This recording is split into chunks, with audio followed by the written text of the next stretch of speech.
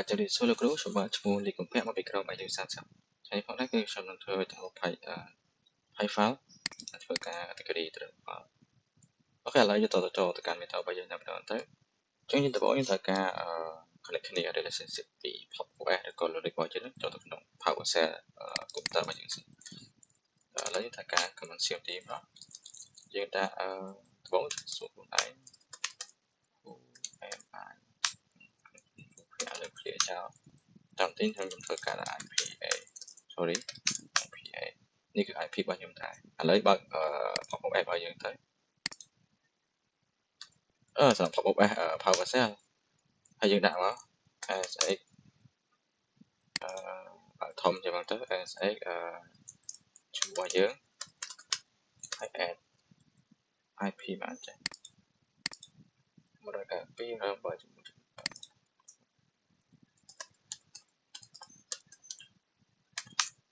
អូខេ password របស់យើងអូខេឥឡូវគឺវាបានចូលហើយខ្ញុំតទៅធ្វើការ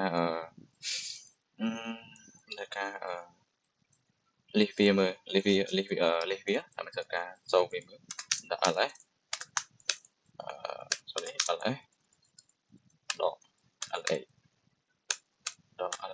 ហ្នឹងធ្វើការយើងធ្វើការបង្កើត file របស់យើងហ្នឹងអូខេនេះគឺជា file ដែលយើងបានបង្កើតពីមុនឬក៏បង្កើតឥឡូវហ្នឹង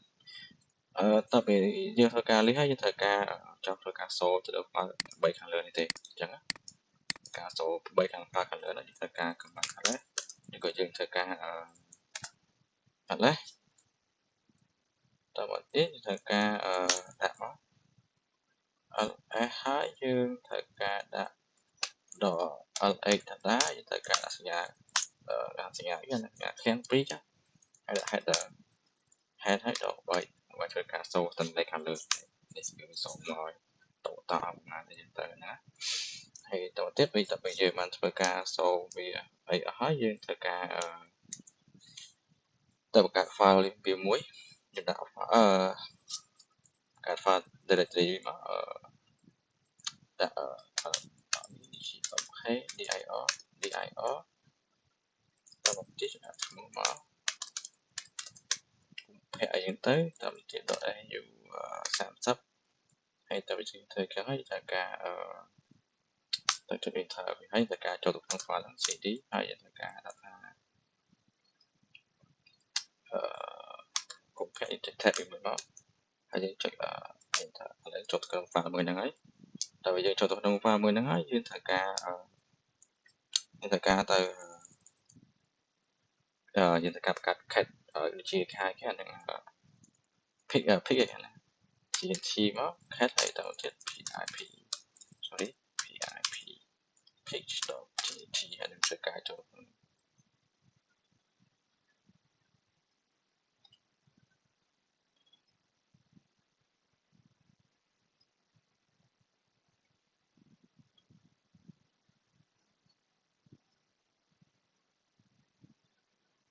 អូ sorry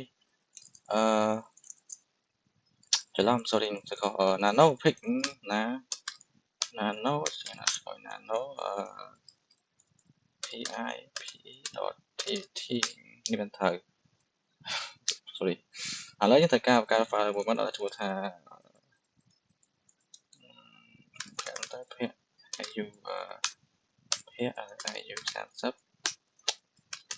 ភ័ក្រ au 30ភ័ក្រ au 30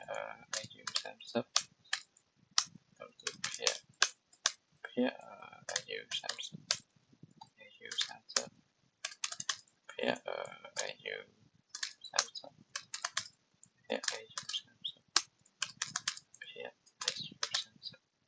យើងនឹងធ្វើការ share វិញធ្វើការចុចនេះ control ជំនួយមកហើយចុចវាថាចឹង control x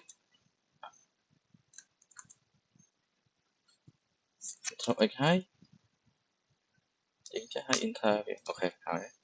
តើពីបានអញ្ចឹងត្រូវការ cat វាមើល cat វា sorry cat វាមើលធ្វើឲ្យមិនបានធ្វើការ cat ហើយ cat pi មកចុច tab វិញចុចថាឥឡូវគឺមកគឺឈ្មោះយើងគឺមានហត់ដល់4មានដល់